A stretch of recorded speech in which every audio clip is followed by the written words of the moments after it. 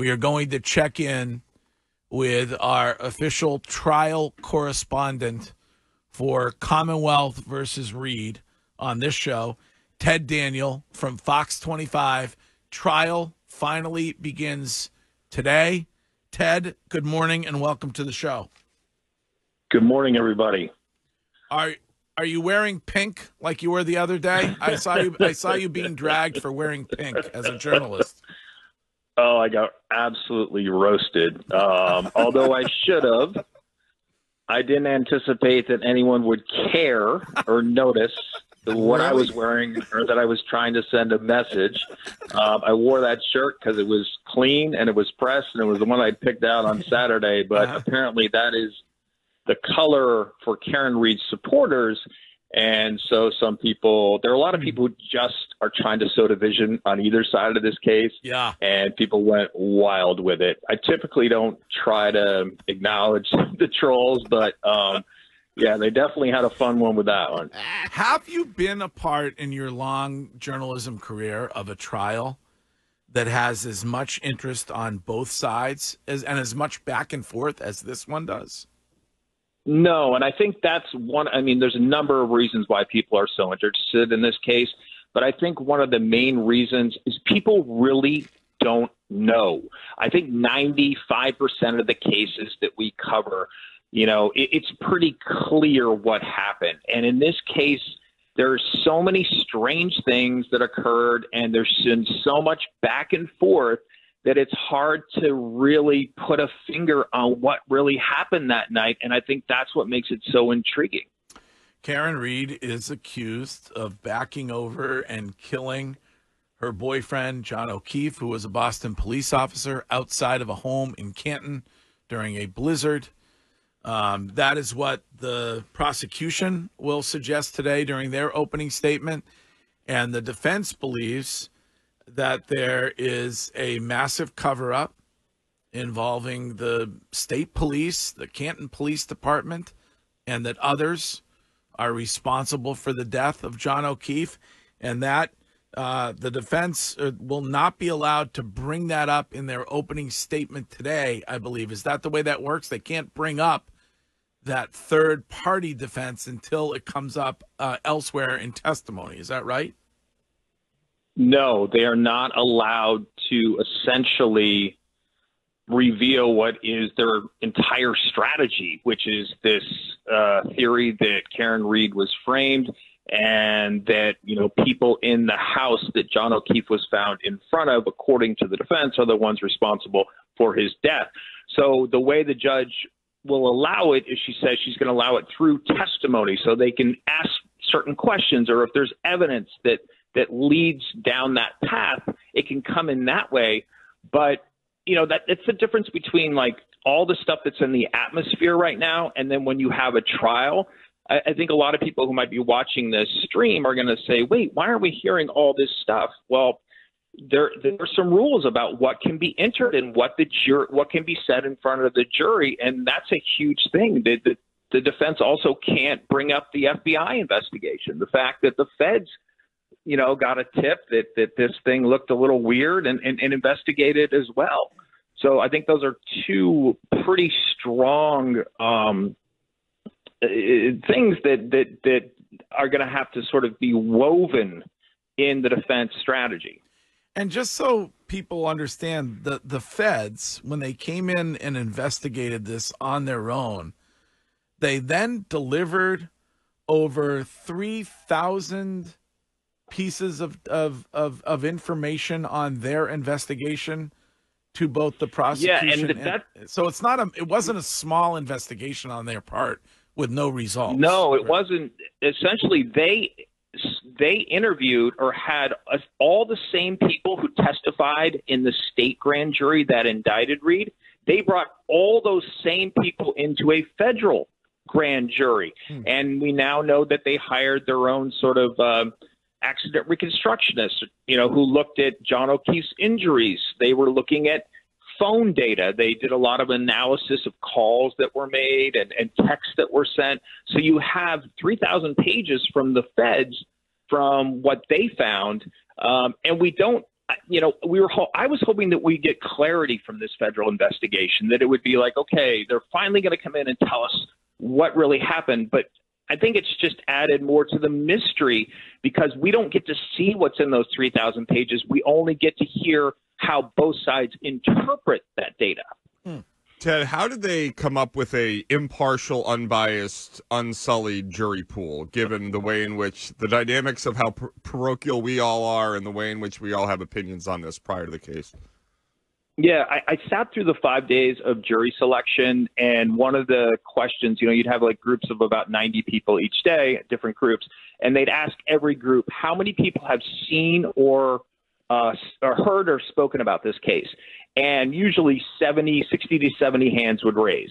So I think what they did is they didn't necessarily exclude people who may have, heard or spoken about the case. I think it was more along the lines of, hey, whatever you've heard, can you put that out of your mind, focus only on the evidence that comes out in trial and be impartial? So, I mean, when you think about it, I think it took them 4 days to pick the Trump jury. This took 5 days. Just give you an idea of the amount of time that they spent on it. Her defense in court has mentioned 3 individuals that they believe are responsible. Is it your expectation that any or all of them will be in court today for opening statements? I don't think any of the 3 people who've been named as the third-party culprit will be there. In fact, I haven't seen any of those players. Maybe possibly I saw one at the beginning of things, but those players haven't been a part of the people coming into court. And the witnesses are sequestered in this case. So if you're going to be testifying, you're not supposed to be in the courtroom. Ted, one of the things that, and I don't know a lot about this case just from talking to Greg, but one of the things that it seems like that she's being set up. So how does a prosecutor prosecute her without maybe being part of that setup, knowing that the evidence isn't really showing it's where she's the one that had anything to do with it? Well, they do have, the prosecution has what they say is strong evidence. They're saying that, they have, that her and John O'Keefe were fighting in the weeks and months prior to this, that she was becoming romantically involved with someone else, that she left him voicemails that night on his cell phone saying, hey, I hate you. They say that they found John's DNA on her damaged taillight, tiny fragments of taillight in her clothing. And that she told the people who were the first responders on the scene, hey, did I hit this guy? Did I hit him? So that's all going to be introduced to the jury.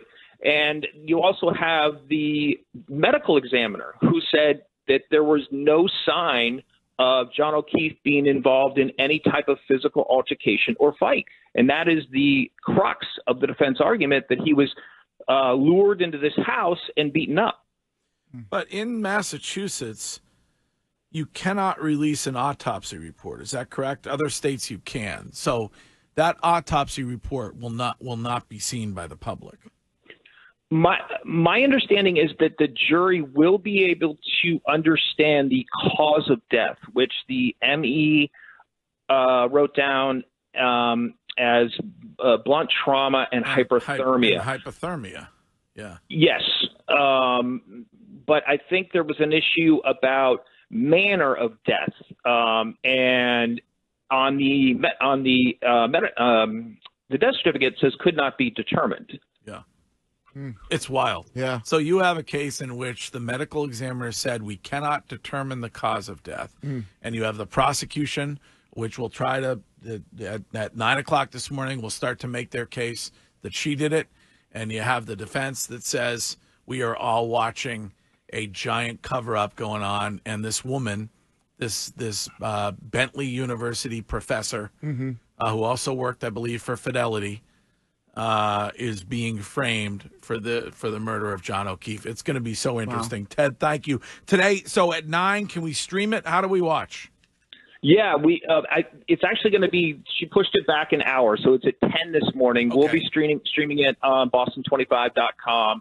And just so people know when they're watching the stream that if you see like it, end abruptly or start rapidly. That's all based on the rules that the court has set about when the camera can be rolling and when it has to be off. Will you be in the courtroom today? That is the plan. That is the plan. I have a placeholder there now for me, thank God, because people started lining up around 4 o'clock this morning. Oh, they did? Really? Holy hell. That's wild. Yeah. And this is because they moved the courtroom. It used to be 25 media members could be in there. They moved to a smaller courtroom. It is now 10. And this is, I don't know if it's irony or coincidence, but this is the same courtroom where the infamous Sacco Vanzetti trial took place here in Massachusetts, correct? Actually, they have moved it to a smaller courtroom right next door. Okay. So there's only enough room for both families and 10 members of the media, and they said the media was standing room only. I think they might have put chairs in for reporters, but it's going to be tight. All right. Well, we will look forward to checking in again with you as our official trial correspondent, Ted Daniel from Fox 25. Thank you very much. Thanks, guys. I appreciate the judge moving that to 10 so that I could finish the show, because I would be streaming it mid-program, right when Gerard Mayo is on the show at 9. I was going to ask if there's a chat for the stream. I would imagine You mean like Twitch chat? Yeah, that would be awesome. Oh, what a blunder by the defense team. everybody becomes a lawyer right during this type of thing. Everybody's an expert. Everybody's a lawyer, an investigator, a detective. You have avoided much interest in this. It's just not of interest to you, but there are people who are obsessed. Right. What are you doing today? Oh, I'm getting to the courthouse at 3 a.m. to wait in line. Well, Can you imagine? It's streamed. What do you need to be in there for? I see, like the, like you said, you're obsessed with this thing, right? And I just love true crime. right Like, now, you know that. I get it. I'm just like, what's kind of more interesting to me is like when the feds get involved, and usually when they get involved and they do an investigation, they usually come away with something. Well, they sent 3,000 documents to him, so their investigation appears to be ongoing. And so that's another intriguing part of this is what if they're waiting to see what happens in the trial, and then they're going to come up and come after people. If right, they but believe, wouldn't the prosecutor be part of that? Like, because it depends on how deep. If there's a conspiracy, it depends on how deep that goes. I just think the two suggestions about what happened are so wildly different from each other that when it is determined, it's either she did it or she was completely set up and they ended up doing something to him in the home. It seems like based on what Ted was just saying is that the medical examiner doesn't really know cause of death. Correct. Well, just that it was blunt trauma to the head. Right. And hypothermia. Or how that blunt trauma was caused. They don't know how that was caused.